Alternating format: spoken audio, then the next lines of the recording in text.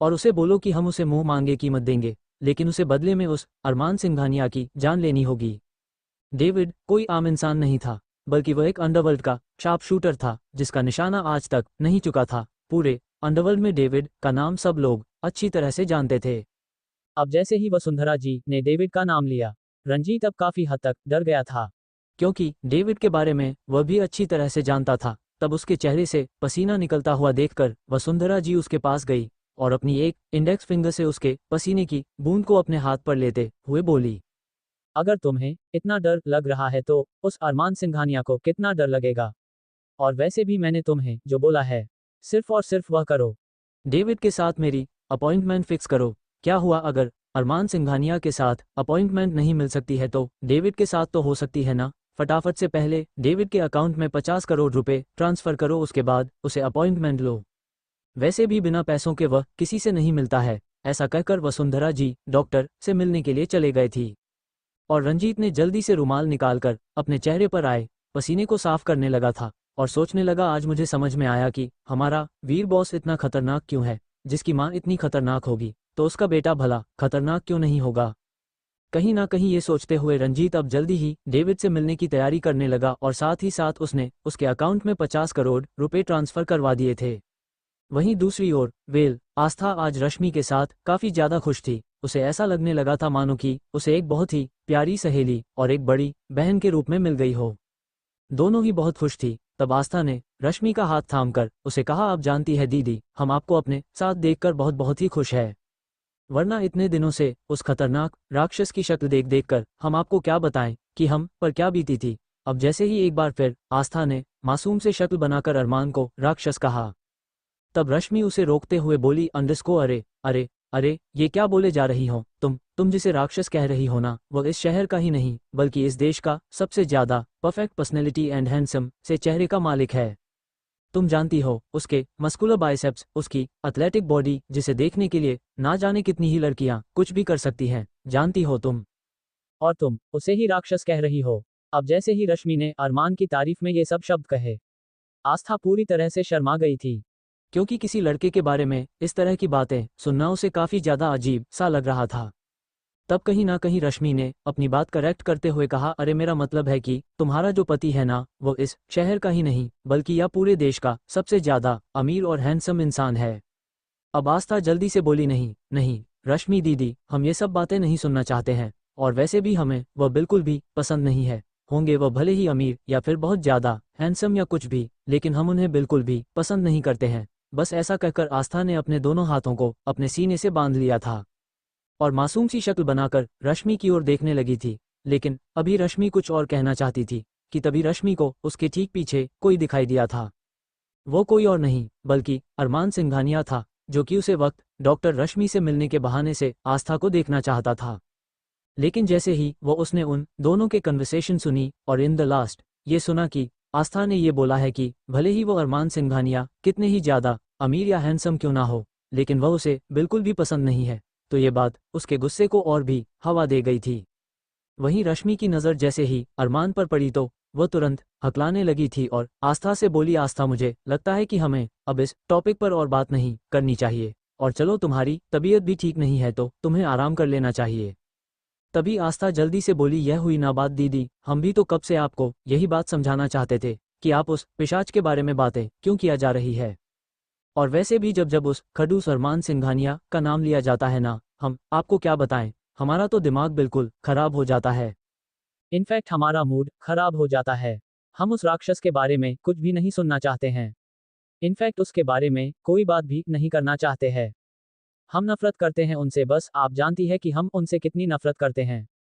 क्या आप जानती है उसने हमें कितना तेज थप्पड़ मारा था, कितना टॉर्चर किया है उसने हमें। लेकिन रश्मि दीदी, अब हम आपको बता रहे हैं, अगर उन्होंने अब हमें परेशान करने की कोशिश की या हम पर उसने दोबारा हाथ उठाया तो आप देखिएगा, इस बार तो हम भी उनका सर ही फोड़ देंगे। पूरी तरह से हम उन्हें छोड़ेंगे नहीं। अब जैसे ही आस्था ने अपनी धुन में ये सारी बातें बोली तो अब रश्मि मन मन में मुस्कुरा भी रही थी और सोच रही कि ये लड़की गई आज काम से, इस लड़की का कुछ नहीं हो सकता है। तब तक अरमान आस्था के बेहद करीब पीछे आकर खड़ा हो गया था। वही आस्था जो कि उस वक्त रश्मि की ओर देखकर बात कर रही थी। फिर इन द लास्ट बोली, अच्छा रश्मि दीदी, मुझे समझ में नहीं आता कि उसे खड़ूस से सब लोग डरते क्यों है। अब जैसे ही इन द लास्ट आस्था ने के सवाल किया, अरमान जो कि उसके बिल्कुल ठीक पीछे खड़ा हुआ था, हल्का सा अपनी गर्दन आस्था के कंधे के पास ले जाकर उसके कान के पास बोला, क्यों, क्या हुआ, क्या तुम नहीं डरती मुझसे। अब जैसे ही अचानक से अरमान ने ये कहा, आस्था की तो सांसें ऊपर के ऊपर और नीचे के नीचे रह गई थी। और वह आंखें खोल करके रश्मि की ओर ही सदमे में देखे जा रही थी। लेकिन तब तक रश्मि तुरंत उस कमरे से बाहर निकल गई थी, क्योंकि इस तरह से मियाँ बीवी के बीच में भला वह कैसे रुक सकती थी। तो इसीलिए अब वह बाहर आ गई थी। अब रश्मि को इस तरह से भागते हुए देखकर आस्था और भी ज्यादा कांपने लगी थी। उसकी इतनी हिम्मत ही नहीं हुई कि वह पीछे मुड़कर अरमान को देख सके। लेकिन अरमान जो कि इस वक्त उसके बेहद करीब था और उसके होंठ आस्था के कानों के पास थे, जिसकी वजह से आस्था के हाथों का रोंगटा खड़ा हो गया था। फिर उसने अपनी आंखें झुका ली थी और हल्का सा गर्दन घुमाकर वह धीरे से पीछे पलटी थी। उसने अरमान की ओर नहीं देखा था। वहीं अरमान आस्था के इस तरह से पलटने पर तुरंत जैसे ही पीछे होने लगा, अचानक उसके होंठ उसके गालों से छू गए थे। क्योंकि आस्था एकदम से पलटी थी और अरमान उस वक्त उसके कानों के पास बेहद करीब था, और आस्था के पलटने के कारण उसके होंठ एक्सीडेंटल उसके गालों से छू गए थे। अब जैसे ही आस्था को अपने गाल फिल हुआ, आस्था तुरंत शौक से अरमान की ओर देखने लगे थे। वही अरमान ने अपना सीधा हाथ उठाकर उसे कुछ कहना चाहा, लेकिन आस्था को ये लगा मानो कि अरमान एक बार फिर उस पर हाथ उठाना चाहता है। तब अचानक से आस्था ने अपना हाथ अपने गाल पर रख लिया था और 2 कदम पीछे होकर खड़ी हो गई थी। अब जैसे ही अरमान ने आस्था को इस तरह से डरते हुए देखा और उसे इस बात का एहसास हुआ कि आस्था इस बात से डर रही है कि कहीं अरमान उस पर हाथ ना उठा दे, तो उसे अंदर ही अंदर कुछ दुखीपन सा था। अचानक उसने अपने उसे हाथ की मुट्ठी को कसकर बंद किया और आंखें बंद करके गहरी सांस ली और फिर उसकी ओर देखकर बोला, डोंट वरी, मैं तुम पर हाथ नहीं उठा रहा हूं, समझी तुम। अरमान ने अपनी सॉफ्ट वॉइस करने की कोशिश की अंडरस्को, लेकिन उसके पर्सनैलिटी उसकी वॉइस सॉफ्ट होने ही नहीं दे रही थी। ऐसा लग रहा था मानो कि वह आस्था से बात ना कर रहा हो बल्कि उसे डांट रहा हो। वही आस्था तुरंत अपने गालों पर हाथ रखकर एक तरफ सर झुकाकर खड़ी होती। उसके बाद उसने अरमान की ओर नहीं देखा। तभी अरमान धीरे से उसके करीब गया और उसकी ओर देखकर बोला, देखो, मैं जानता हूं कि मुझे गलतफहमी हो गई थी। मुझे लगा था कि तुम वीर रायचंद के साथ मिली हुई हो और तुमने आकाश की जान को खतरे में डाल दिया है, और शायद इसीलिए मैं ये गलती कर बैठा। लेकिन तुम्हें इस तरह से सबके सामने मुझे राक्षस बोलकर गलती नहीं करनी चाहिए थी। अब जैसे ही जानबूझकर अरमान ने आस्था के दिमाग को डाइवर्ट करने की कोशिश की और इस बात पर जोर दिया कि आस्था ने उसे राक्षस बोला है और ये बात वो जान चुका है। तब आस्था हैरानी से उसकी ओर देखने लगी, क्योंकि उस वक्त जहां तक उसे याद था हॉल में तो कोई था ही नहीं, मतलब हॉल में तो अरमान मौजूद नहीं था। तो फिर अरमान को ये बात किसने बता दी कि हमने उसने उसे राक्षस बोला है। तब आस्था कुछ बोलना तो चाहती थी, लेकिन फिर भी वो चुप ही खड़ी रही, क्योंकि उसने सोच लिया था कि वह अरमान से अब बिल्कुल भी बात नहीं करेगी, उसे कुछ भी नहीं बोलेगी। तो अरमान आस्था को चुप देखकर गुस्से से अंदर ही अंदर जल उठा था, क्योंकि वह चाहता था कि आस्था उससे भी बातें करें जिस तरह से वह सबसे बातें करती है, लेकिन आस्था तो उसके सामने कुछ बोल ही नहीं रही थी। तो ये बात उसे बहुत बुरी लग रही थी। तब अरमान आस्था की ओर देखकर बोला, अंडरस्को, एक बात याद रखना, आफत। अब जैसे एक बार फिर अरमान ने आस्था के मुंह पर उसे आफत बोला, आस्था ने एक बार फिर अरमान की ओर देखा था, लेकिन अगले पल फिर अपनी नजरें झुका ली थी और मन मन में बोली, हमें आफत बोल रहा है, खुद क्या है। ये सोचते हुए उसने मुंह बना लिया था। तब अरमान उसकी ओर देखकर बोला, अंडरस्को, हाँ तो मिसाफत और मैं क्या हूँ ये बात तुम्हें जानने की कोई जरूरत नहीं है। अब आस्था और हैरान हो गई, क्या भगवान जी ने इतनी सारी सुपर पावर इस इंसान को क्यों दे रखी है, ये हमारे मन तक की बातें भी पढ़ लेता है। तब अरमान आस्था की ओर देखकर बोला, अभी तक मैंने तुम्हें क्लीन चिट नहीं दिया मिस आफत, तो मेरी एक बात कान खोलकर सुन लो। जब तक मैं तुम्हें लेकर पूरी तसल्ली नहीं कर लेता कि तुम्हें मेरी जिंदगी में मेरे किसी दुश्मन ने नहीं भेजा है, तब तक तुम मेरे शक के घेरे में रहोगी। वैसे भी अपनी फैमिली के बीच में किसी भी दुश्मन को कभी नहीं रहने देना चाहता हूँ, समझी तुम। और याद रखना, अगर तुमने किसी तरह से मुझे धोखा देने की और या मुझसे झूठ बोलने की कोशिश की तो मैं तुम्हारी पूरी फैमिली को जान से मार डालूंगा, वो भी तुम्हारी आंखों के सामने ही। और वैसे भी शायद तुम भूल रही हो कि तुम इस घर में क्या हो। तुम इस घर में सिर्फ एक मामूली सी केयरटेकर हो, जिसकी मैं तुम्हें सैलरी दूंगा। इसके अलावा ज्यादा किसी की जिंदगी में शामिल होने के बारे में सोचना भी मत। अरमान आया तो वहां पर आस्था से माफी मांगने के लिए था, लेकिन अपने ही पर्सनैलिटी के अकॉर्डिंग वो उसे कुछ से कुछ सुनाए जा रहा था। क्योंकि आस्था का इस तरह से चुप रहना उसे अंदर ही अंदर खटक रहा था, तो वो अपनी जूझलहाट अपने शब्दों में निकाल रहा था। वही आस्था ने जैसे ही एक बार फिर अरमान के मुंह से नौकर वाली बात सुनी, केयर टेकर वाली बात सुनी, तो उसकी आंखें भर आई थी। क्योंकि जिस तरह से उसे आज सबने वेलकम किया था, उसे ढेर सारा प्यार दिया था और उसके लिए बड़ा सा केक मंगवाया था, और सबकी आंखों में उसे अपने लिए प्यार ही प्यार दिखाई दिया था। लेकिन अब एक बार फिर अरमान के मुंह से केयरटेकर और नौकर सुनकर वह बहुत ज्यादा दुखी सी हो गई थी। उसे ऐसा लगने लगा था कि जो कुछ देर पहले उसका रिश्ता सबके साथ जोड़ा था, वह एक ही पल में खत्म हो गया हो, लेकिन फिर भी उसने अरमान से कोई बात नहीं की थी। आस्था का इस तरह से बर्ताव देखकर अरमान का दिल तो किया आस्था से पूछे कि वो मुझसे बात क्यों नहीं कर रही है, जबकि वो इतनी ज्यादा बड़ी बड़ी और चुभने वाली बातें जानबूझकर कर रहा था ताकि आस्था उससे बातें करे, लेकिन आस्था को ऐसा लग रहा था मानो कि उसने मुंह में चिंगम चबा रखी थी, जिससे वो कुछ बोल ही नहीं पा रही थी। तभी अरमान ने उसकी आंखों में आए आंसुओं को देख लिया था और अपने हाथों के मुट्ठियों को कसकर बंद कर लिया था, और सोचने लगा कि यहाँ तो मैं इस लड़की से बात करने आया था और पता नहीं कैसे क्या से क्या ताना देने लगा। ये सोचते हुए वह एक बार उसके थोड़ा सा पास में जाने लगा था। वही आस्था अब डर गई थी, क्योंकि अरमान जिस तरह से पिछली रात उसके किस तरह से पास आया था, वो बात वह अभी तक भूल ही नहीं थी। फटाफट से वह पीछे सिमट कर खड़ी हो गई थी, और तब उसे आस्था की कही हुई बातें याद आई थी कि वह कभी भी उसके साथ बेड पर नहीं आना चाहती है। ये सब सोचते हुए एक बार फिर से उसका पारा बढ़ रहा था, लेकिन आस्था उस वक्त बीमार थी, तो अपना गुस्सा उस पर भी नहीं उतार सकता था। इसलिए अरमान फटाफट से वह वहां से बाहर निकल चुका था और अरमान अपनी कार लेकर बाहर निकला था, जिसे आकाश ने देख लिया था। आकाश और सुमित जो के इस वक्त एक साथ थे और जरूरी एक मामले डिस्कस कर रहे थे। हालांकि उन्होंने उस मिशन की पूरी डिटेल अरमान को सेंड कर दी थी, लेकिन अरमान को अकेले निकलते हुए देखकर उनके माथे पर बल पड़ गए। तो फटाफट से उन्होंने भी अपने कपड़े चेंज किए और अपना मास्क लिया और अरमान के ठीक पीछे जाने लगे। ध्रुव और आहान को उन्होंने अपने साथ नहीं लिया था, क्योंकि उस वक्त ध्रुव और आहान एक दूसरे के साथ ढेर सारी बातें करने के बाद एक गहरी नींद में सो चुके थे। कहीं ना कहीं सुमित उन दोनों को सोते हुए देख चुका था, तो इसीलिए वह लोग अब अकेले ही उस मिशन को हैंडल करने के लिए जाने लगे थे। वो मिशन कुछ और नहीं बल्कि ड्रग्स का था, जो वीर रायचंद का ड्रग्स भारी मात्रा में समुद्री रास्ते से आ रहा था।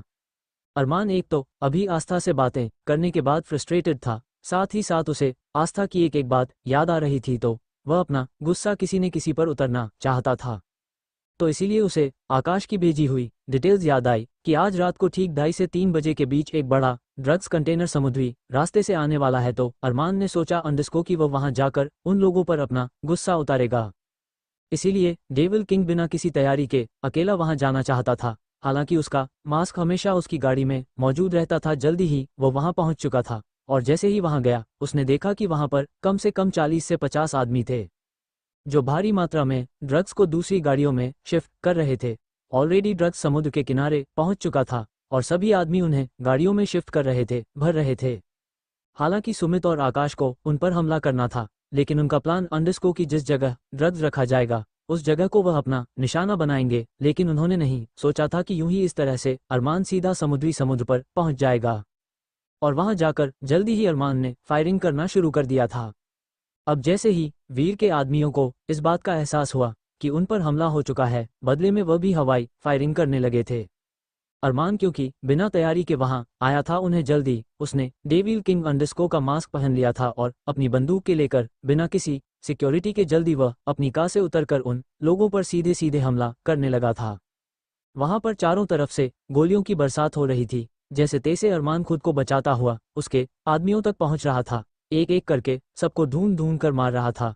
इसी बीच वीर रायचंद के एक आदमी की गोली अरमान सिंघानिया की बाजू को छू कर निकल गई थी। उसके हाथों से खून निकलना शुरू हो गया था। ठीक उसी वक्त आकाश और सुमित भी वहां पहुंच चुके थे। तब तक अरमान ने आधे से ज्यादा आदमी मार गिराए थे। आकाश और सुमित बिजली की सी तेजी से उन सभी आदमियों पर टूट पड़े थे। एक एक करके एक एक को बड़ी ही भयानक और भयंकर मौत दे रहे थे। इतना ही नहीं, अरमान सिंघानिया जिसका हाथ उस वक्त घायल हो चुका था, उसके बाद भी वह नहीं रुका था। एक एक आदमी को पकड़कर बड़ी ही बुरी तरह से वह उसे कुत्ते की मौत दे रहे थे। ऐसा लगने लगा मानो कि तीन तीन डेविल्स उस वक्त वहां उतर आए हो। तीनों बड़े ही बुरी तरह से एक आदमी को पकड़ पकड़ कर मार रहे थे। और तीनों डेविल का इतना भयानक रूप देखने के बाद कुछ आदमी डर के मारे वहां से भाग निकले थे, लेकिन उन्हें भागते हुए देखकर अरमान, सुमित और आकाश उन्हें भगा भगा का पकड़ कर मार रहे थे। लेकिन लकीली 2 से 3 आदमी बचकर वहां से निकल चुके थे, क्योंकि इतनी भयानक मौत देखने के बाद उन लोगों की हिम्मत ही नहीं हुई कि वह लोग वहां रुक सके, इसीलिए सभी वहां से भाग गए थे। अब अरमान को भले ही गोली हाथ से छूकर गई थी, लेकिन उसका ब्लड काफी ज्यादा बह गया था, जिसकी वजह से उसका शरीर में काफी ज्यादा कमजोरी महसूस हो रही थी। फटाफट से आकाश और सुमित ने उसे संभाल लिया था। आकाश अरमान पर गुस्सा होते हुए बोला, ये क्या था अरमान, तुम्हें इस तरह से बिना सिक्योरिटी के यहाँ नहीं आना चाहिए था। वैसे भी प्लान के अकॉर्डिंग हमें यहाँ ड्रग्स को डिस्ट्रॉय वहाँ करना था जहाँ ये ड्रग्स रखा जाना था, साथ ही साथ में रायचंद के ड्रग्स रखने के अड्डे को भी खत्म करना था, लेकिन तुम्हें इतनी जल्दी क्या थी यहाँ आने की। हाँ, तब अरमान हल्की सी तिरछी मुस्कुराहट के साथ बोला, अंडरस्को, क्योंकि डेविल किंग को खून की प्यास लगी थी। अब जैसे ही अरमान ने बड़ी ही बुरी तरह से ये कहा अंडरस्को, अब उसका चेहरा जो कि उस वक्त खून से लथपथ था, क्योंकि जब अरमान वीर के आदमियों को चाकू घोंप कर मार रहा था, खून की छींटे उसके पूरे चेहरे पर जा पड़े थे। और जैसे ही सुमित और आकाश ने उसके हालात पर गौर किया तो एक पल को वह भी सहम से गए थे। उसे वक्त अरमान सिंघानिया वाकई डेविल किंग का एक बड़ा ही खतरनाक रूप लग रहा था। अरमान को इस तरह से देखने के बाद सुमित ने आकाश से कहा, मुझे लगता है हमें पहले इसे लेकर हॉस्पिटल चलना चाहिए। तब अरमान बोला, मैं ठीक हूँ, मुझे कुछ नहीं हुआ है, सबसे पहले सारा का सारा ड्रग्स अभी और इसी वक्त डिस्ट्रॉय कर दो और डेविल किंग का पैगाम वीर रायचंद तक पहुंचा दो कि जब जब वह कोई भी गलत काम करने की कोशिश करेगा, डेविल किंग उसके आदमियों को इसी तरह से मारेगा और बहुत जल्द वीर रायचंद का भी खात्मा कर देगा। अरमान ने जैसे ही नफरत और गुस्से से ये कहा, आकाश ने केवल सपाट चेहरे के साथ उसे देखा और सुमित की ओर इशारा किया था। सुमित ने जल्दी ही अरमान को वहां से उठा लिया था और जल्दी अरमान की कार से कुछ बम लाकर उन्होंने सभी ट्रक कंटेनर में लगा दिए थे और जल्दी कार में बैठकर वो लोग वहां से रवाना हो चुके थे। कार में बैठते ही उन्होंने बटन प्रेस किया था। जो भी बम उन्होंने ड्रग्स कंटेनर पर लगाए थे, उनका रिमोट इस वक्त आकाश के हाथों में था और आकाश ने वह टाइम और अरमान के हाथों में दे दिया था। तब अरमान तिरछा सा मुस्कुराया और जल्दी उसने बटन प्रेस कर दिया था और देखते ही देखते सारा ड्रग्स का बड़े धमाके की आवाज के बाद जलने लगा था और वो लोग उसी रात जल्दी सिंघानिया मेंशन में पहुंच चुके थे। हालांकि सुमित ने और आकाश से कहा भी था कि उन्हें पहले हॉस्पिटल चलना चाहिए, लेकिन अरमान ने साफ मना कर दिया था क्योंकि वो हॉस्पिटल नहीं जाना चाहता था। उसने बोल दिया कि वह फार्म हाउस के डॉक्टर टीम को विला में बुला ले, लेकिन तभी आकाश ने कहा, उसकी कोई जरूरत नहीं है, डॉक्टर रश्मि वहां मौजूद है, वह तुम्हारे ट्रीटमेंट कर देगी। तब सुमित बोला, अंडरस्को, लेकिन डॉक्टर रश्मि केवल अरमान सिंघानिया को जानती है, डेविल किंग को नहीं जानती है। अगर उसे उस पर शक हो गया तो तब क्या होगा। तब आकाश बोला, तुम फिक्र मत करो, उसे मैं देख लूंगा। ऐसा कहकर आकाश कुछ सोचने लगा था, क्योंकि डेविल किंग का जो फार्म हाउस था वो काफी ज्यादा दूरी पर था। अगर वहां से डॉक्टर की टीम आने तक काफी वक्त लग सकता था और चूंकि अरमान का खून काफी ज्यादा बह चुका था तो इसीलिए वह लोग किसी तरह का कोई रिस्क नहीं लेना चाहते थे और जल्द से जल्द अरमान का ट्रीटमेंट स्टार्ट करना चाहते थे। वह जल्दी ही अरमान सिंघानिया मेंशन में पहुंच चुका था और वह लोग अरमान के कमरे में ना जाकर सीधा सिंघानिया मेंशन में ही बने एक तहखाने में चले गए थे। इसके बारे में केवल उन पांचों को ही पता था। अरमान अब काफी हद तक बेहोश हो चुका था, उसका पर पूरा शरीर खून से लथपथ था, जगह जगह खून के निशान थे। हालांकि उसमें से ज्यादातर खून वीर रायचंद के आदमियों का था। अरमान का खून तो केवल उसके हाथ से ही बह रहा था, लेकिन उसका पूरा शरीर उस वक्त पूरा खून में लथपथ था। सुमित उसके साथ ही रुक गया था। तब आकाश ने सुमित से कहा, तुम अरमान का यही ख्याल रखो, मैं डॉक्टर रश्मि को लेकर आता हूँ। तब सुमित बोला, तुम केयरफुल होकर डॉक्टर रश्मि को लेकर आना, क्योंकि आस्था भी उसी के साथ है, तुम समझ रहे हो ना मेरी बात। तब आकाश ने अपनी गर्दन हाँ में हिला दी थी, क्योंकि वह दोनों ही नहीं चाहते थे कि आस्था अरमान को इस हालत में देखें। जल्दी ही आकाश डॉक्टर रश्मि और आस्था के कमरे की ओर चला गया था। अब उसे समझ नहीं आया कि वह कमरे के अंदर कैसे जाएं, क्योंकि इस तरह से लड़कियों के कमरे में जाना किसी भी लिहाज से ठीक नहीं था। डॉक्टर रश्मि और आस्था उस वक्त दोनों ही सो चुकी थी और इस तरह से वह सीधे सीधे रश्मि के कमरे का दरवाजा भी नहीं खटखटा सकता था, क्योंकि इससे आस्था की नींद खुल सकती थी। इसीलिए आकाश सीधा मेंशन के ठीक पीछे चला गया था। वहां जाकर उसने खिड़की पर जो जाली लगी हुई थी उसे जाली को खोला था और उसके बाद उसके थ्रू वह आस्था और रश्मि के कमरे में इंटर हुआ था। उसने देखा कि वह दोनों एक दूसरे का हाथ पकड़े हुए बेफिक्री से सो रही थी। आस्था ने उस वक्त वही कपड़े पहने थे जिस कपड़ों में वह अस्पताल से आई थी, क्योंकि अरमान के जाने के बाद जब अरमान उसे धमकी देकर गया था, रश्मि उसके पास आई और वह समझ चुकी थी कि अरमान ने जरूर उसे अपनी बातों से फिर से हट किया है। इसीलिए आस्था की आंखों में आंसू है, तो इसीलिए डॉक्टर रश्मि ने पहले आस्था को अपने पास बिठाया, उसे दवाई दी, क्योंकि ऑलरेडी हल्का फुल्का खाना वह उसे खिला चुकी थी। दवाई देने के बाद उसका सर उसने अपनी गोद में रखा और उसका सर सहलाते सहलाते उसने आस्था को गहरी नींद में सुला दिया था। उसके बाद उसने अपने कपड़े चेंज किए थे। आस्था उन्हीं कपड़ों में सोई हुई थी, लेकिन डॉक्टर रश्मि ने उस वक्त नाइट ड्रेस पहन हुई थी जो हल्के पिंक कलर की थी और उसमें केवल एक हल्के सी पतली सी डोरी थी, जिसमें डॉक्टर रश्मि बड़ी ही खूबसूरत और अट्रैक्टिव लग रही थी। वही आकाश जैसे ही उसे रूम में आया और उसकी नज़र डॉक्टर रश्मि पर पड़ी तो वह पूरी तरह से चौंक गया था। अब उसे समझ नहीं आया कि वह क्या करे। अगर इस तरह से डॉक्टर रश्मि को आवाज़ लगाता है तो कहीं ऐसा ना हो कि डॉक्टर रश्मि एकदम से डर जाए और अचानक से शोर मचा दे। तो इसीलिए आकाश ने वहां खड़े होकर सबसे पहले अपने सीधे हाथ से डॉक्टर रश्मि के मुंह को दबा दिया था। वही डॉक्टर रश्मि को जैसे सोते सोते इस बात का एहसास हुआ कि उसका दम घुट रहा है, उसने तुरंत डर के मारे अपनी आंखें खोल ली थी और अपने सामने आकाश को देखकर उसकी आंखें बड़ी बड़ी हो गई थी। तब आकाश ने बड़े ही धीमे स्वर में फुसफुसाते हुए कहा, देखो डॉक्टर, मैं अभी तुम्हारे मुंह से हाथ हटा दूंगा, लेकिन तुम्हें शोर नहीं मचाना है। तुम्हें मेरी एक बात ध्यान से सुनना। अब जैसे ही आकाश ने डॉक्टर रश्मि से ये कहा, रश्मि ने अपनी आंखें झपका दी थी। अब रश्मि की आंखों का इशारा पाकर आकाश में जल्दी ही उसके मुंह से अपना हाथ हटा लिया था।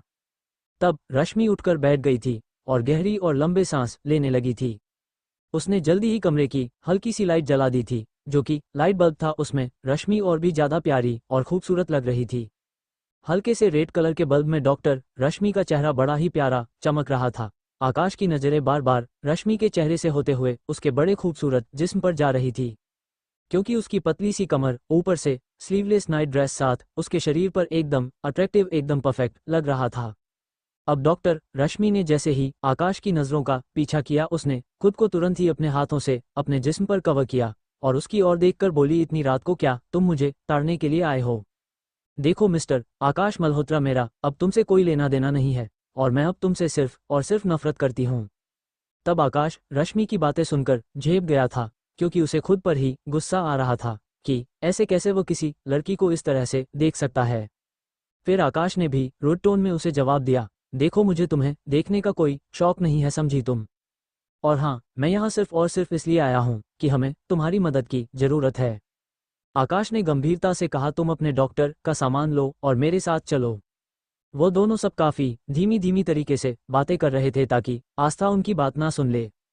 लेकिन अब डॉक्टर रश्मि ने जैसे ही आकाश की बात सुनी वो चौंक गई और बोली, देखो इतनी रात को मैं तुम्हारे साथ कहीं भी नहीं जाने वाली हूँ, समझे तुम? और अब जाओ यहाँ से, वरना मैं शोर मचाकर सबको यहाँ बुला लूंगी और दादाजी को बता दूंगी कि उनका लाडला मिस्टर आकाश चोरी छुपे मेरे कमरे में आया है और मेरे साथ बदतमीजी करने की कोशिश कर रहा है। अब जैसे ही डॉक्टर रश्मि ने ये कहा, आकाश के सब्र का बांध टूट गया था। अचानक से उसने उसके बालों को कसकर पकड़ लिया था, उसका चेहरा अपने ओर करके बोला, अपनी फालतू की बकवास बंद करो, अपने छोटे से दिमाग में इस तरह के आइडियाज लाना बंद करो। फिर आकाश ने कड़वाहट भरी आवाज में बोला, तुम्हें जो कह रहा हूँ वह करो अभी और इसी वक्त अपना सामान उठाओ और मेरे साथ चलो। आकाश गुस्से से घूरते हुए दांत पीसते हुए बोला था। आकाश ने उसका हाथ कसकर पकड़कर उसे अपनी ओर खींचा था और धीमी आवाज में बोली, ये क्या कर रही हो तुम? तब डॉक्टर रश्मि बोली, अंडरस्को क्या कर रही हूँ मतलब? तुमने तो बोला है कि किसी को मेरी जरूरत है, तो इसलिए मैं तुम्हारे साथ चल रही हूँ। तभी आकाश झल्लाते हुए बोला, क्या इस तरह से तुम सबके सामने जाओगी? हाँ, आकाश ने उसके कपड़ों की ओर इशारा किया था। तब डॉक्टर रश्मि को भी अपने पहने हुए कपड़ों का एहसास हुआ और वह आकाश से नजरें चुराते हुए बोली, छोड़ो मेरा हाथ। उसने आकाश से अपना हाथ छुड़ाया और बोली, उधर मुंह करके खड़े हो जाओ।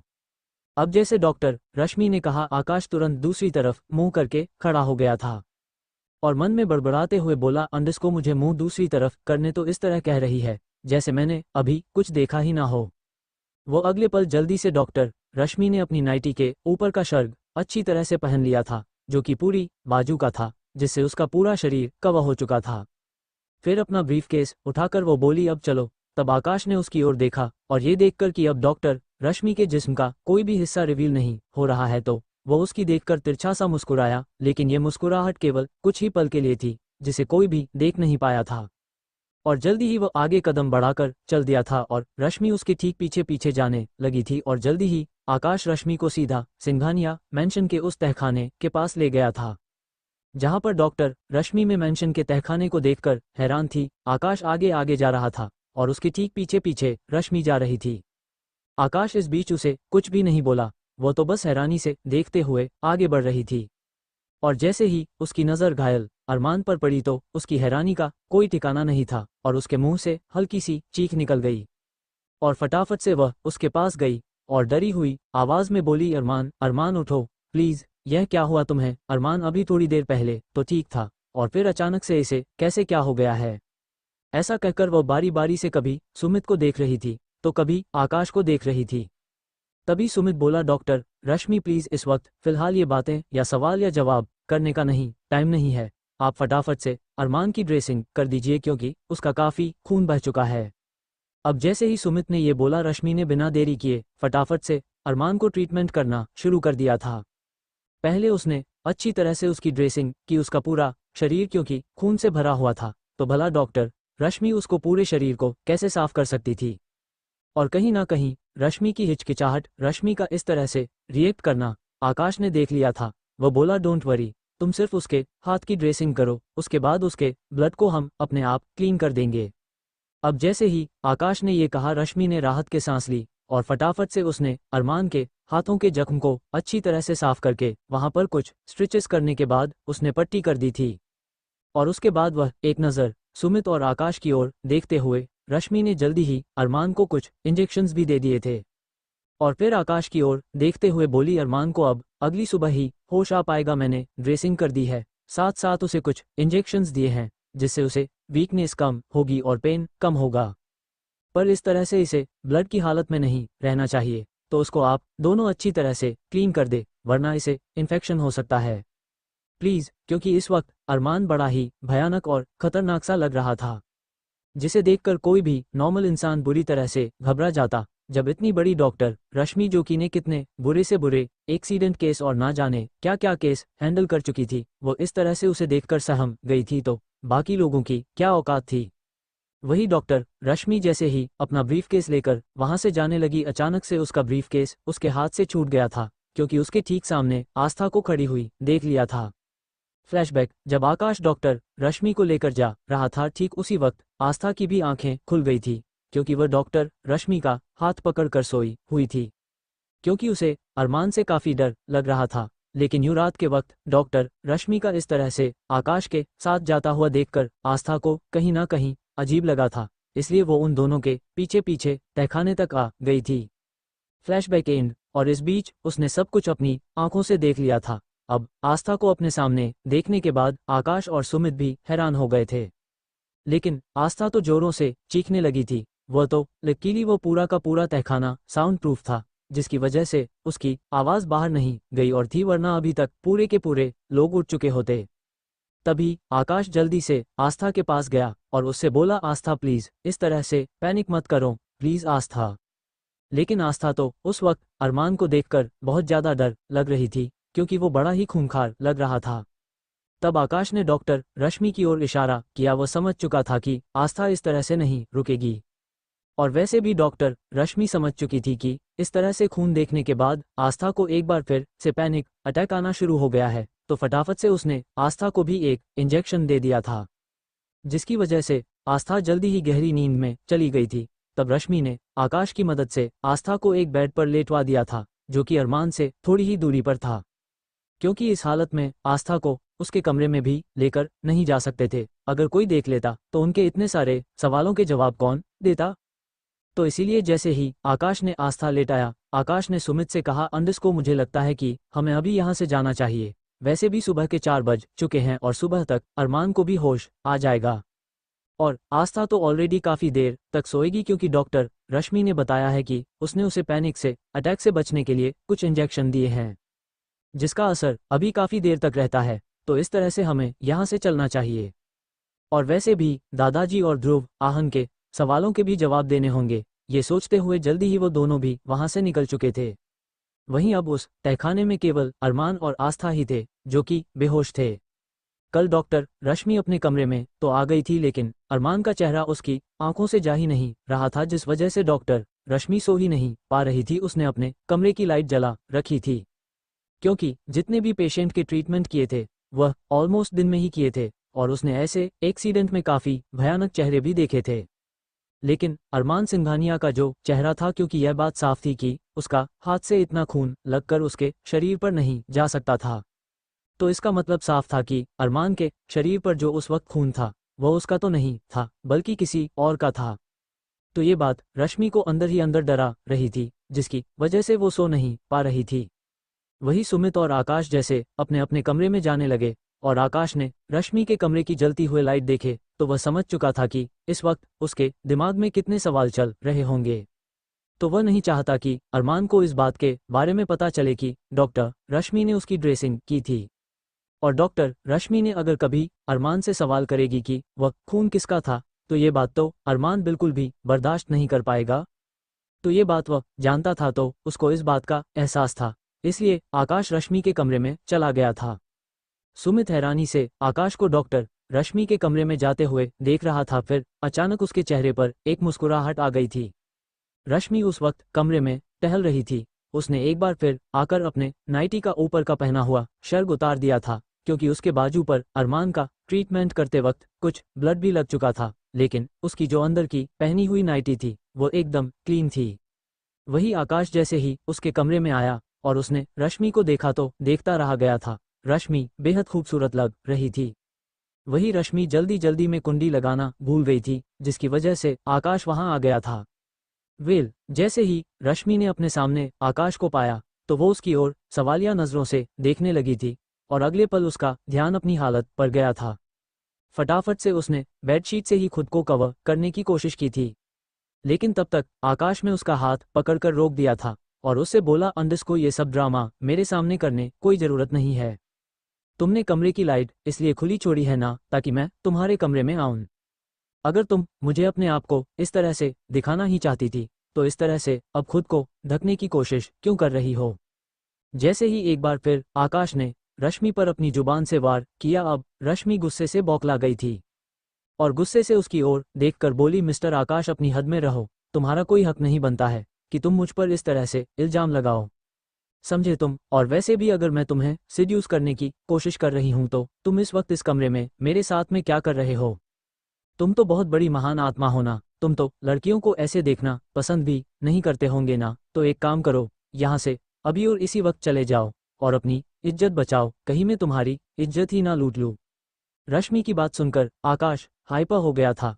फटाफट से उसने रश्मि का मुंह अपने हाथों से पकड़ा था और उसका मुंह जोरों से भींचते हुए बोला, खबरदार जो तुमने मुझसे ऐसे बात की तो और मैं यहाँ सिर्फ और सिर्फ तुम्हें ये बताने के लिए आया हूँ कि अपने छोटे से दिमाग पर ज़्यादा जोर मत देना और अरमान से भूलकर भी किसी तरह के कोई क्वेश्चंस मत करना। और रही बात उस खून की, वह खून किसका था या किसका नहीं, ये अपने दिमाग से निकाल दो।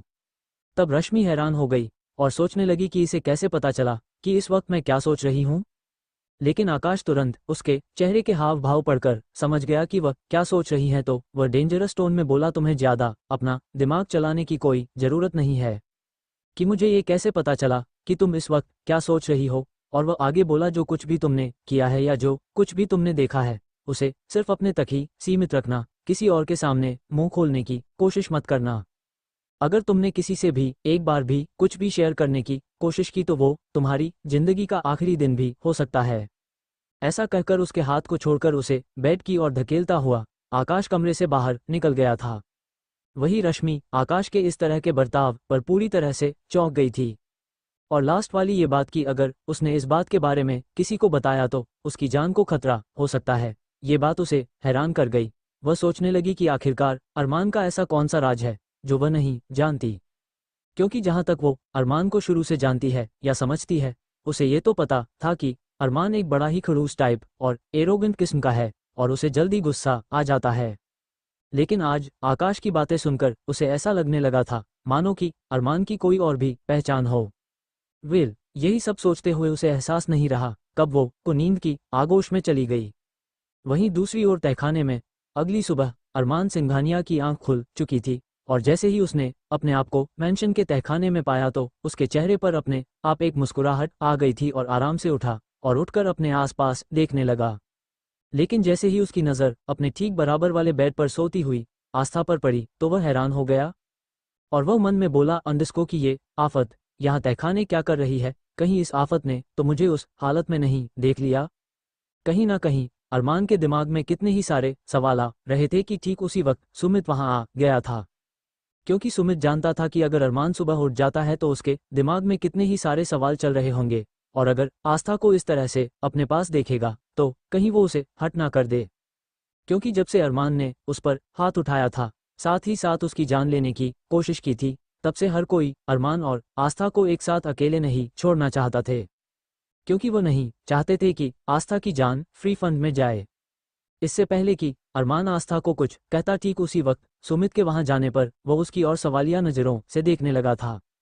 तब सुमित अरमान की ओर देखकर बोला अंडस्को मैं अच्छी से जानता हूँ आस्था को यहाँ देखकर तुम हैरान हो रहे होंगे, लेकिन जब डॉक्टर रश्मि तुम्हारा ट्रीटमेंट कर रही थी ठीक उसी वक्त आस्था उसके पीछे आ गई थी, जिसकी वजह से उसने तुम्हें उस खौफनाक हाल में देख लिया और तुम्हारा खून देखने के बाद वो पैनिक होने लगी और बेहोश हो गई तो डॉक्टर रश्मि को मजबूरी उसे इंजेक्शन देना पड़ा, जिसके बदौलत अभी सो रही है और अब ठीक 10 से 11 बजे के बाद ही जागेगी।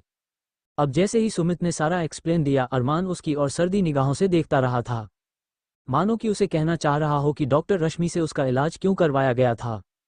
लेकिन फिलहाल उसने उसे कुछ नहीं कहा था और बोला था ठीक है तुम बाहर जाओ। तब सुमित बोला था मुझे लगता है अरमान तुम्हें भी अब यहाँ से बाहर जाना चाहिए, क्योंकि अगर आस्था की नींद खुलेगी और तुम्हें अपने सामने देखेगी तो वो एक बार फिर पैनिक कर सकती है। जैसे ही सुमित ने ये कहा अरमान ने उसे खा जाने वाली नज़रों से देखा था, मानो कि वो उसे कहना चाह रहा हो कि मेरी ही बीवी को मेरे सामने होने पर इस तरह से भला वो पैनिक करेगी। लेकिन फिलहाल उसने कुछ नहीं कहा था और चुपचाप एक नज़र आस्था की ओर देखता हुआ वहां से निकलने लगा था। लेकिन तभी सुमित बोला था मुझे आकाश को बुलाना चाहिए ताकि वह आस्था को उसके रूम में शिफ्ट करवा दे। सुमित आस्था को नहीं उठा सकता था क्योंकि उसने किसी भी लड़की को न छूने की कसम खा रखी थी, इसीलिए वह आकाश की मदद लेना चाहता था, क्योंकि तहखाना में अगर आस्था सोती रहेगी तो ये ठीक नहीं होगा। हो सकता है तहखाना में अगर उसकी आंखें खुले तो उसके मन में कितने ही सारे सवाल आ सकते हैं और किसी ने अगर उसे तहखाना से निकलते हुए देख लिया तो सबको इस सीक्रेट जगह के बारे में पता चल सकता है। इसीलिए सबके उठने से पहले पहले हमें आस्था को उसके कमरे तक लेकर जाना होगा। हालांकि दादाजी उठ चुके थे लेकिन अपने रूटीन के मुताबिक वह गार्डन में टहल रहे थे, तो इसीलिए सुमित ने सोचा कि उसे आकाश को बुला लेना चाहिए। जैसे ही सुमित आकाश को बुलाने के लिए जाने लगा अरमान रुका था और बोला कहाँ जा रहे हो तुम।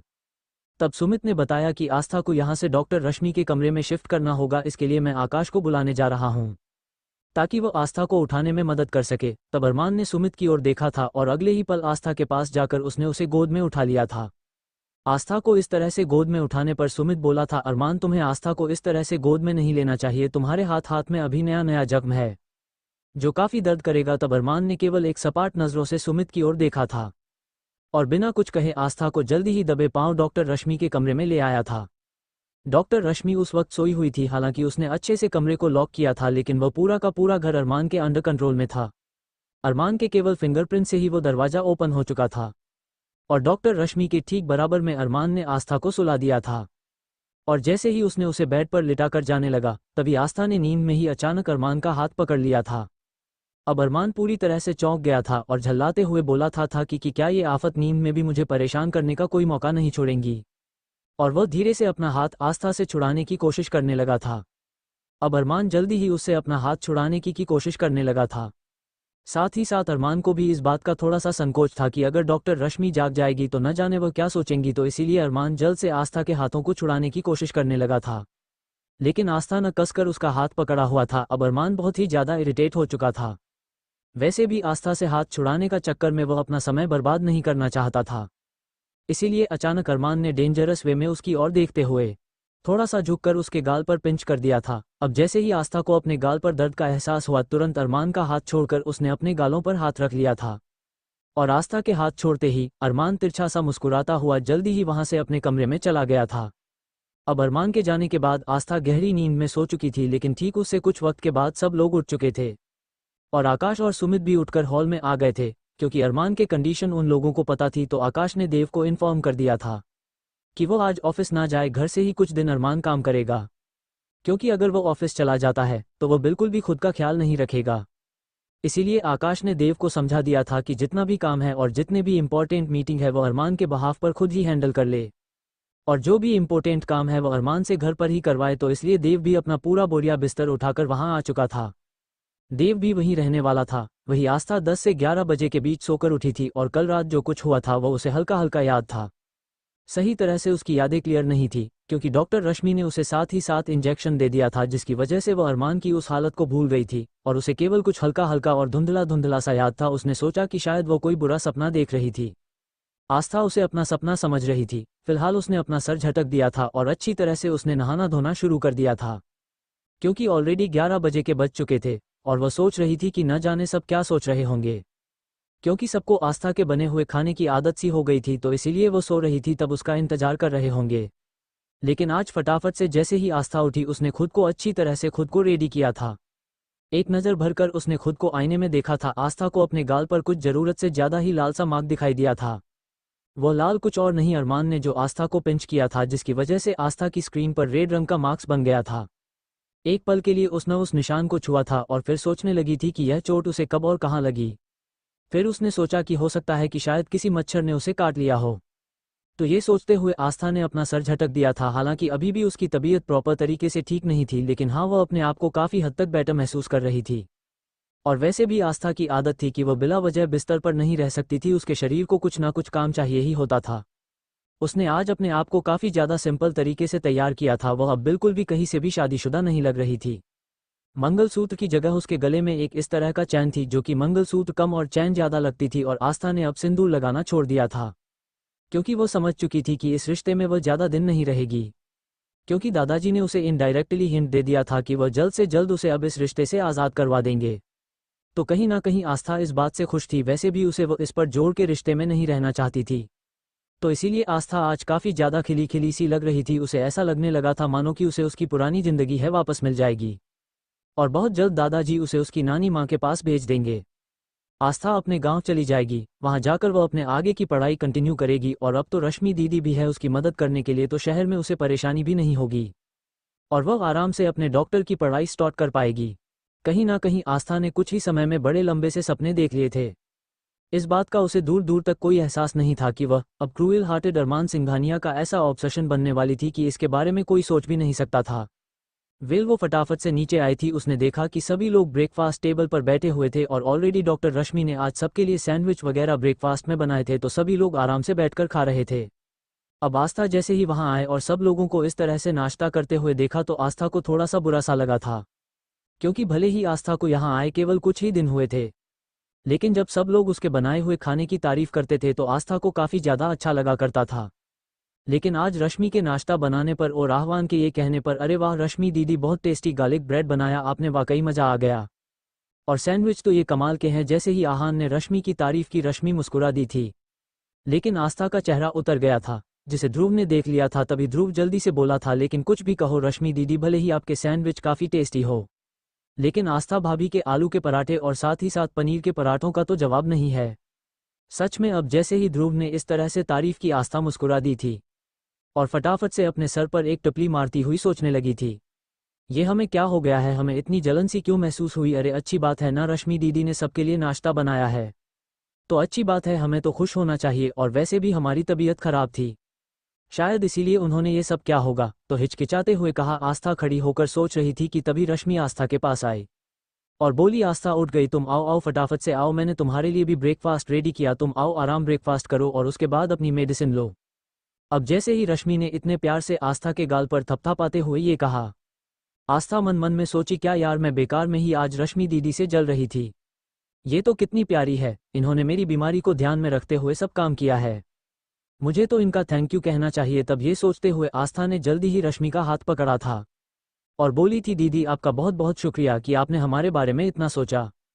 तभी दादाजी की आवाज़ में आई थी, वो बोले थे, अरमान का रह गया क्या, वो आज नाश्ता नहीं करेगा।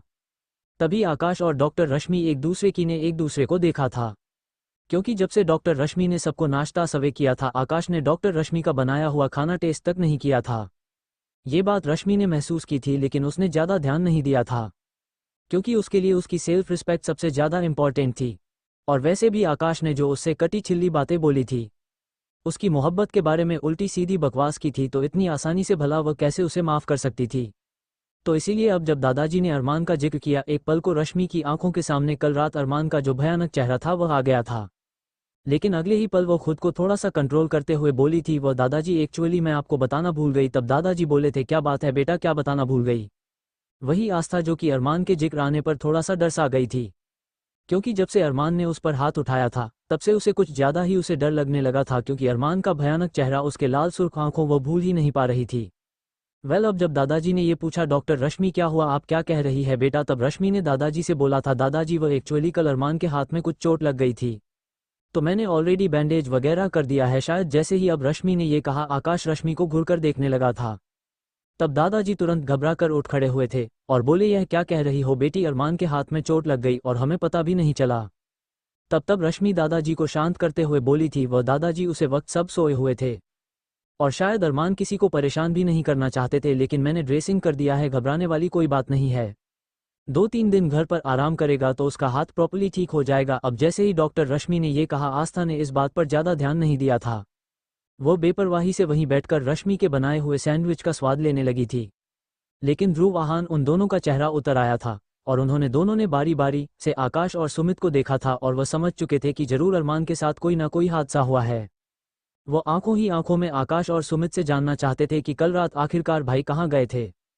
लेकिन आस्था, तू ऐसे कैसे कर सकती है? तुझे तो किसी का दुख दर्द नहीं देखा जाता ना, चाहे वो तेरा दुश्मनी क्यों ना हो। आस्था, तू भूल गई वो गांव में जो शारदा काकी थी, सने तेरी नानी माँ से एक बार लड़ाई की थी और तब से तू उसे अपना दुश्मन समझने लगी थी। लेकिन तूने उसके बाद जब काकी बीमार पड़ी उसकी कितनी सेवा की थी और उसके बाद वो ठीक भी हो गई थी। तुझे ऐसा नहीं करना चाहिए, भले ही पिशाच सिंघानिया तुझसे कितनी ही नफरत करें, लेकिन तुझे इंसानियत के नाते उसे कम से कम देखने तो जाना चाहिए। अभी आस्था अपने मन में आए सवालों को जवाब दे रही थी, उसी में उलझी हुई थी। तभी दादाजी की आवाज़ आस्था के कानों में आई थी। वो बोले थे, आस्था बेटी तुम भी आ जाओ हमारे साथ, डोंट वरी, अरमान तुम्हें कुछ नहीं कहेगा, मैं हूं ना वहां पर। अब जैसे ही दादाजी ने ये कहा, आस्था को तो अब बहाना सा मिल गया था और वह आस्था को दादाजी को सहारा देने के बहाने से ऊपर की ओर लेकर जाने लगी थी। अरमान के कमरे की ओर जाने लगे थे, तभी ध्रुव भी आहान के पीछे पीछे जाने लगा था। तब दादाजी बोले थे, मुझे भी जाना होगा, मुझे देखना है कि वह कैसा है कैसा नहीं है। तो जल्दी ही अब दादाजी भी उठकर जाने लगे थे। धीरे धीरे आकाश और सुमित भी उठ खड़े हुए थे और डॉक्टर रश्मि भी उनके पीछे पीछे जाने लगी। अब आस्था अकेली ब्रेकफास्ट टेबल पर बैठी रह गई थी और वह सोचने लगी थी कि अब हम क्या करें।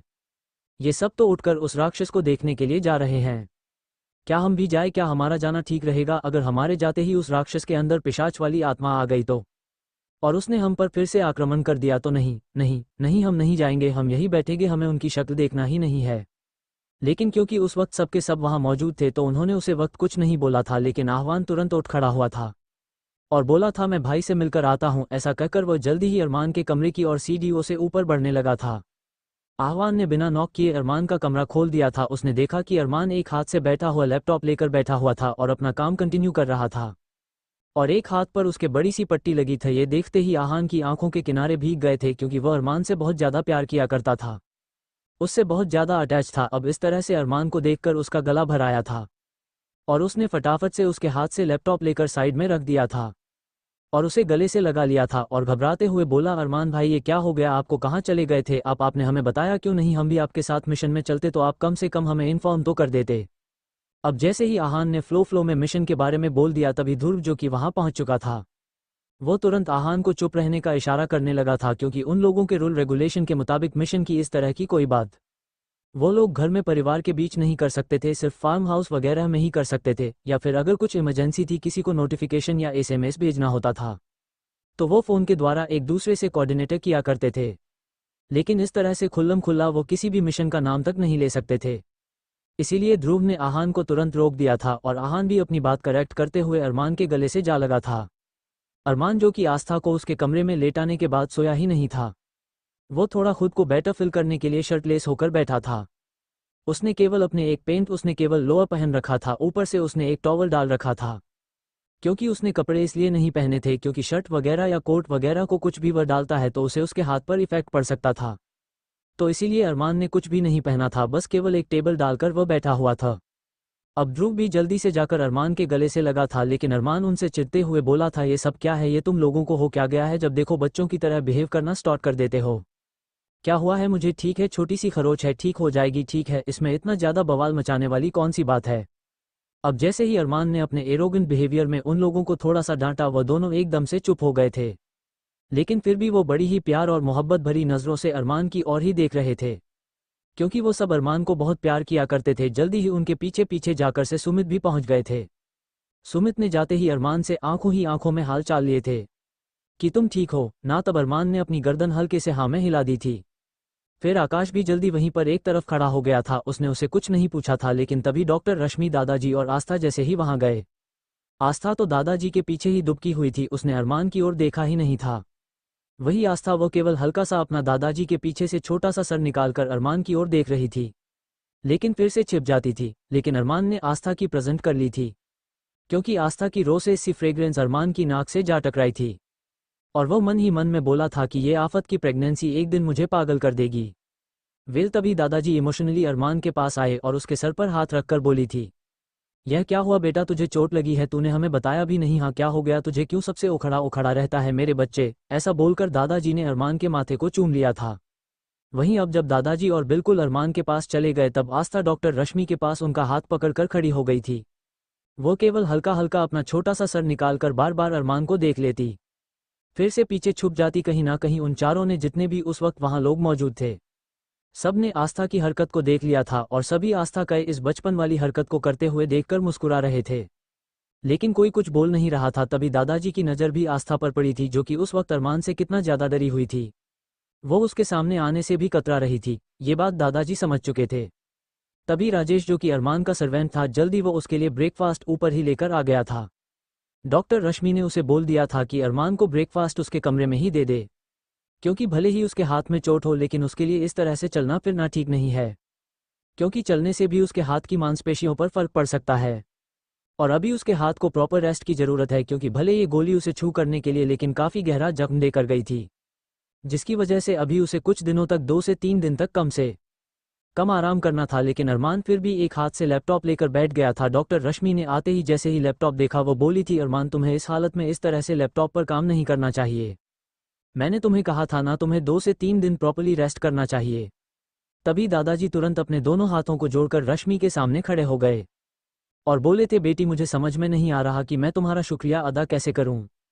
मेरी बच्ची, तुम आए तो यहाँ पर इस नालायक की बीवी के लिए थी, क्योंकि उसकी तबीयत ठीक नहीं थी, लेकिन अब देखा तुझे उसका भी इलाज करना पड़ रहा है। अब जैसे ही दादाजी ने ये कहा, रश्मि मुस्कुरा दी और बोली, दादाजी आप कैसी बातें कर रहे हैं? अब जहाँ मुझे पेशेंट दिखेंगे मैं तो उनका इलाज करूंगी ना। अब जैसे ही दादा डॉक्टर रश्मि ने ये कहा, दादाजी मुस्कुरा दिया, उसका सर पर हाथ रखकर बोले, जीते रहो बेटा, जीते रहो। और कब तक ठीक हो जाएगा ये? तब रश्मि बोली थी, दादाजी मैंने आपसे कहा ना, वो बहुत जल्द ठीक हो जाएगा, आप उसके लिए परेशान ना हो, बस उसे 2 से 3 दिन काम से दूर रखिए। तब दादाजी मायूस होते हुए बोले थे, लेकिन बेटा काम के बिना तो 1 मिनट नहीं रह पाएगा, तो एक काम कर, इसको कुछ नींद की गोलियां वगैरह दे दे, जिससे ये सोता ही रहे, कम से कम उसके बहाने से ही आराम तो करेगा। अब जैसे ही दादाजी ने ये कहा, अरमान केवल सपाट चेहरे से उन सबको देखा रहा था।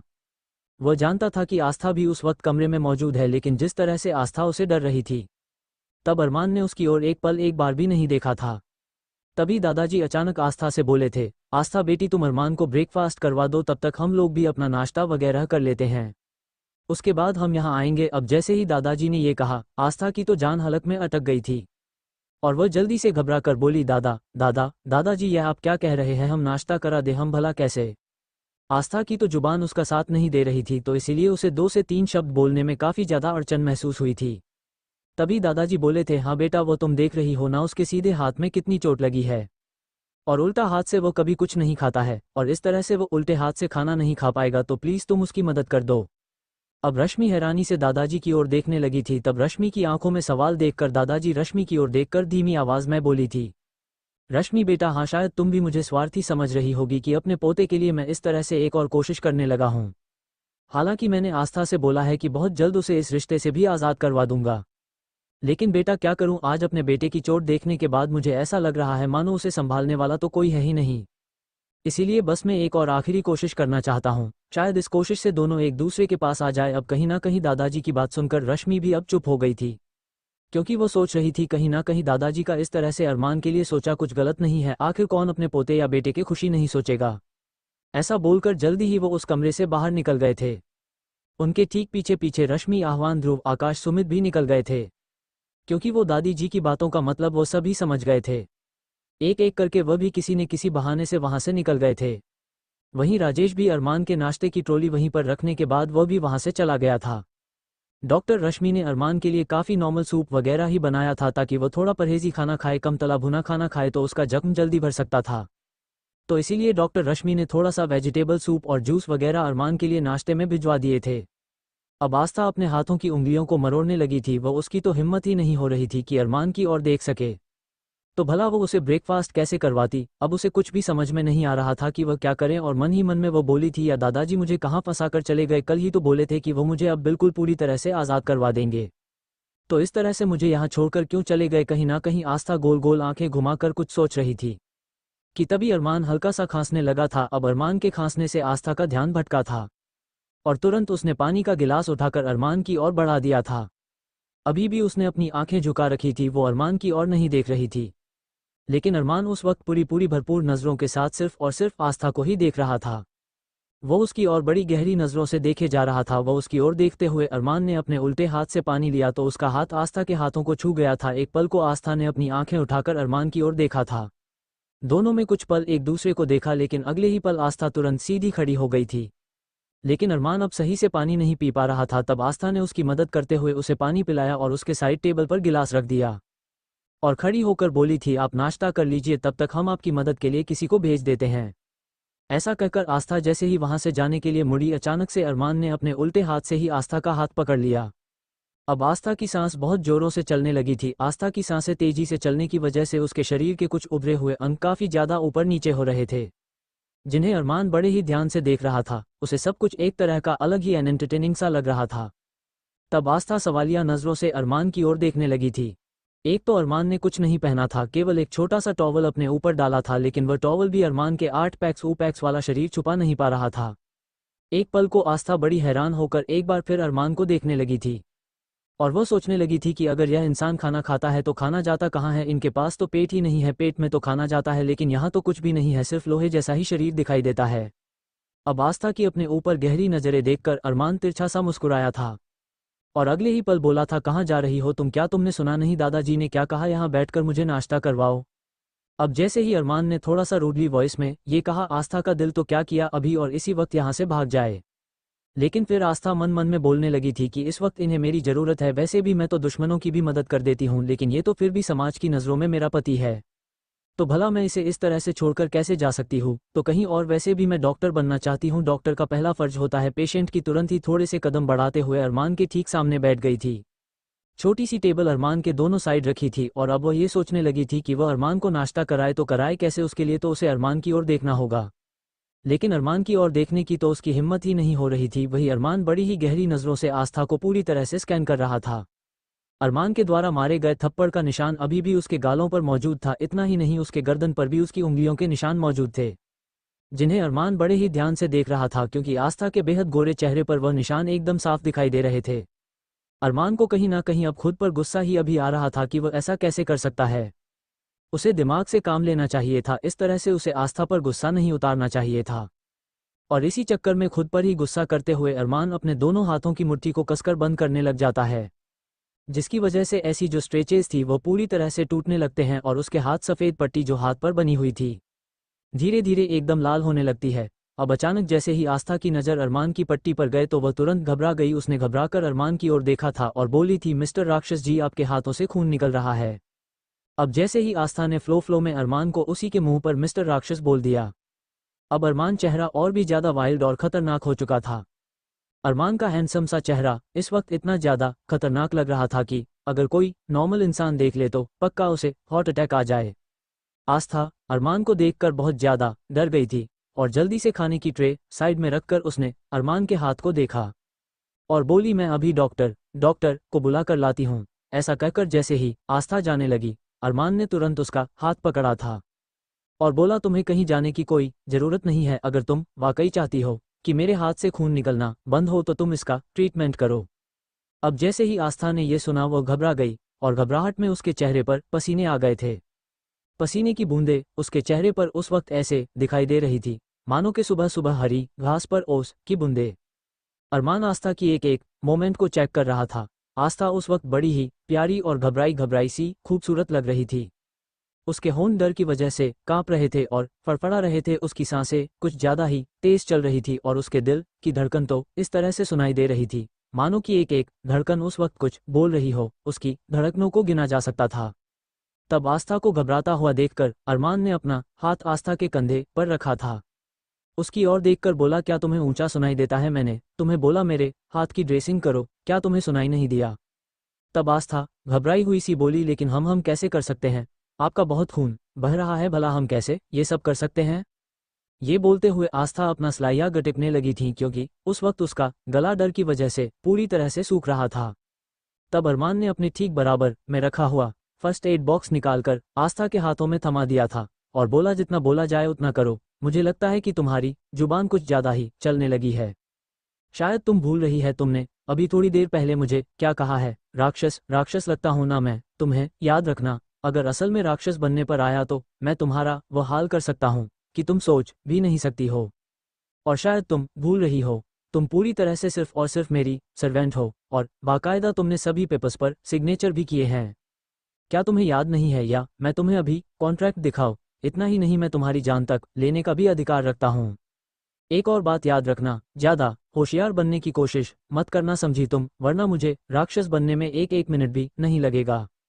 अब जैसे ही अपनी डेंजरस टोन में अरमान ने एक बार और आस्था को धमकी दी, आस्था और ज्यादा घबरा गई थी और मन ही मन में बोली, दादाजी किस बात की दुश्मनी आपने मुझ गरीब मासूम सी बच्ची पर निकाली है? ये सोचते हुए आस्था का दिल भर आया था। लेकिन अब इस तरह से वह अरमान के हाथ से निकले हुए खून को भी इग्नोर नहीं कर सकती थी, तो इसीलिए फटाफट से अरमान के थोड़ा सा और करीब बैठ गई थी क्योंकि वह उसके हाथ की पट्टी अच्छी तरह से खोलना चाहती थी। और फटाफट से उसने पट्टी खोलने शुरू कर दिया था। उसके बाल उसके पूरे चेहरे पर आ रहे थे। वह घबरा रही थी। ऊपर से अरमान, जो कि गहरी नजरों से उसे ही देख रहा था, तो उसके हाथ पर पूरी तरह से कांप रहे थे। कांपते हाथों के कारण पट्टी तक जल्दी से नहीं खुल रही थी। अरमान समझ गया था कि ये आफत अगर ऐसे ही डरती रही तो बिल्कुल भी ठीक से कोई काम नहीं कर पाएगी। तभी अरमान ने अचानक अपना हाथ आस्था के हाथ पर रखा और उसकी ओर देखकर बोला, ये क्या कर रही हो तुम? मैंने सुना तुम डॉक्टर बनना चाहती हो, राइट? तो क्या इस तरह से पेशेंट को हैंडल करोगी तुम? इसी तरह से खून देखकर घबरा जाओगी? हाँ। अब जैसे ही अरमान ने थोड़ा सा धीमे लेकिन कड़क शब्दों में ये कहा, आस्था ने गहरी लंबी सांस ली और एक पल को उसने अरमान की ओर देखा। अरमान का हैंडसम सा चेहरा उसकी आंखों के सामने था। एक पल तो आस्था एकटक अरमान को देखते रही और अरमान इंटेंस नजरों से आस्था को ही देख रहा था।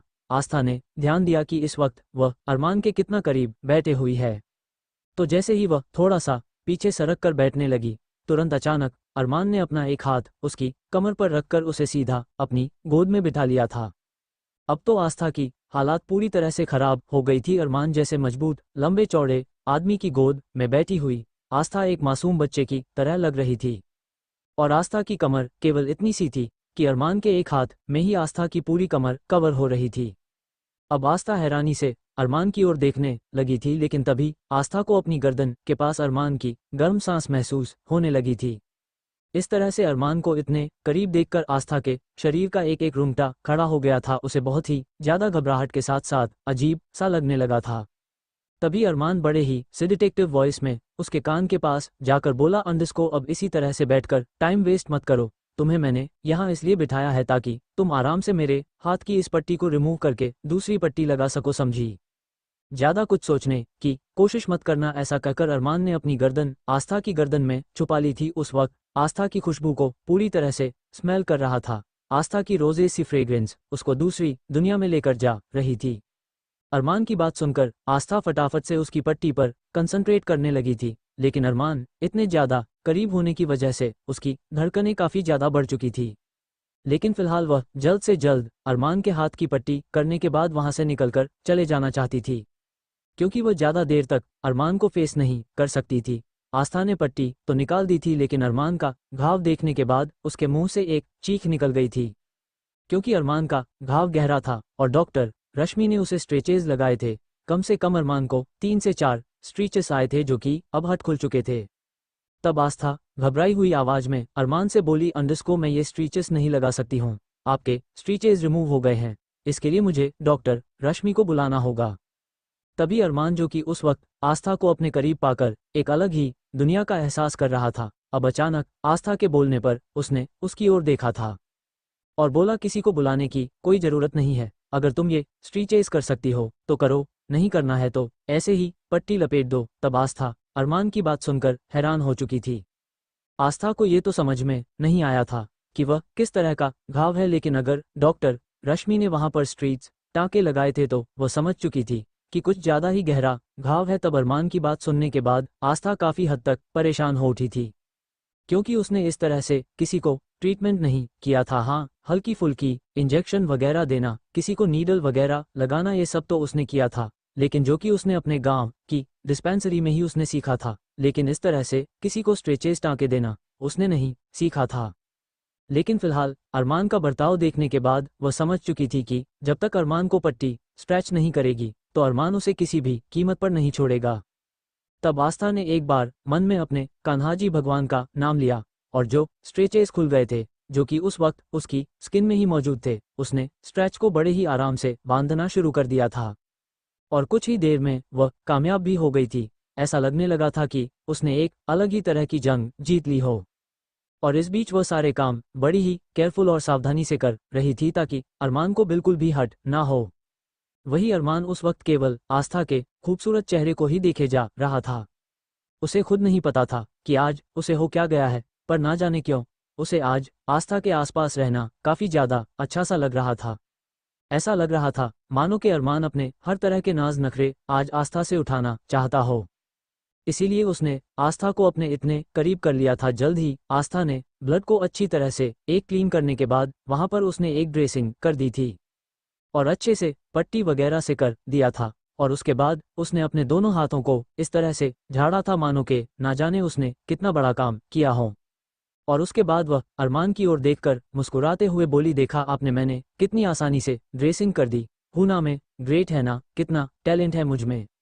आपको पता है अगर मैं हॉस्पिटल में जाऊंगी ना, या फिर मैं फटाफट से कॉलेज में एडमिशन लूंगी, आप देखना मैं यूं चुटकियों में सारी चीज सीख जाऊंगी और मैं ध्रुव जी से भी ज्यादा बड़ी डॉक्टर बन जाऊंगी। आस्था अपने बचपने में एक बार फिर खो गई थी और सारी बातें वह अरमान से बोल पड़ी थी। आस्था के इस तरह से बिना झिझक बिना डरे उस वक्त बोलती हुई अरमान को बड़ी ही प्यारी और खूबसूरत लग रही थी। लेकिन अब जैसे ही आस्था को इस बात का एहसास हुआ कि वह फ्लो में क्या बोल गई और इस वक्त वह कहाँ बैठी हुई है, उसकी तो हवा पूरी तरह से खराब हो चुकी थी और डर के मारे उसके होंठ एक बार फिर से कपकपाने लगे थे। अब आस्था के खूबसूरत लाल गुलाब की पंखुड़ियां के जैसे होठों को इस तरह से फड़फड़ाता हुआ देखकर अरमान का गला बुरी तरह से सूखने लगा था और अचानक से वह थोड़ा थोड़ा आस्था के होठों के करीब बढ़ने लगा था, लेकिन आस्था ने तुरंत एक ही झटके में उसने अरमान को खुद से दूर किया था और जल्दी से खड़ी होकर बोली, आप नाश्ता कर लीजिएगा। ऐसा कहकर आस्था जल्दी दौड़कर वहां से भागने लग गई थी। अब आस्था को इस तरह से खुद से दूर जाता हुआ देखकर अरमान को बिल्कुल भी अच्छा नहीं लगा था और उसके चेहरे के भाव एकदम से सख्त और कठोर हो गए थे और गुस्से से और बड़े ही सख्त लहजे में वो बोला, बहुत शौक है ना तुम्हें मुझसे दूर जाने का, लेकिन मिसेज आस्था सिंघानिया, अगर आपको मुझसे दूर जाना ही था तो मेरी जिंदगी में नहीं आना चाहिए था, और जो चीज़ अगर एक बार अरमान सिंघानिया आ गई है वह उसी की रहेगी, तब उसे मुझसे दूर कोई नहीं कर सकता है, इनफैक्ट वह चीज़ भी नहीं। ये सोचते हुए अरमान एक रहस्यमय तरीके से मुस्कुरा दिया था।